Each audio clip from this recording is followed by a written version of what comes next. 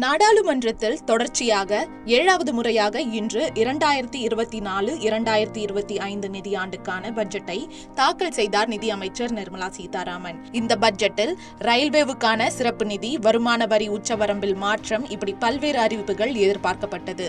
ஆனால் அப்படி எந்த அறிவிப்புகளும் வெளியாகாததால் மக்கள் ஏமாற்றம் அடைந்துள்ளனர். ஆனால் தொழில் தொடங்குபவர்களுக்கு ஏதுவாக இந்த பட்ஜெட்டில் ஏஞ்சல் வரி என்ற வரியை முற்றிலுமாக ரத்து செய்வதாக நிதி அமைச்சர் அறிவித்துள்ளார். ஏஞ்சல் வரி 2012ஆம் ஆண்டில்தான் அறிமுகப்படுத்தப்பட்டது. ஏஞ்சல் வரி என்பது பெயருக்கு ஏற்றாற்போல் வரி ஊக்கத்தொகை அளிக்கும் ஒரு சட்டம் அல்ல. இது பெரிய நிறுவனங்கள் உட்பட ஸ்டார்ட் அப் நிறுவனங்கள் மேல் விழும் கூடுதல் வரி.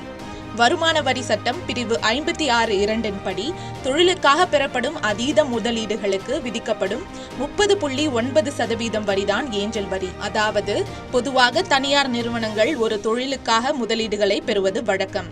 அப்படி பெறும் முதலீடுகள் நியாய விலையை விட அதிகமாக இருந்தால் அதற்கு ஏஞ்சல் வரி செலுத்த வேண்டும் என்பதே விதி. தனியார் நிறுவனங்கள் மற்றும் ஸ்டார்ட் அப் நிறுவனங்களில் பண மோசடிகள் ஏதும் நடக்காமல் இருப்பதை தவிர்க்கவே இந்த சட்டம் கொண்டுவரப்பட்டது.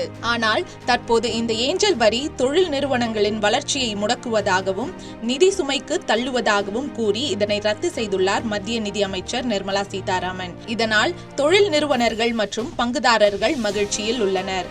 பட்ஜெட்டில் ஏற்பட்ட இந்த முக்கிய மாற்றத்தால் ஸ்டார்ட் அப் நிறுவனங்களுக்கான சூழலை ஆற்றல் மிக்கதாக மாற்றும் எனவும் நாடு முழுவதும் உள்ள தொழில் முனைவோரை இது ஊக்குவிக்கும் எனவும் தொழில் முனைவோர்கள் தெரிவித்து வருகின்றனர்.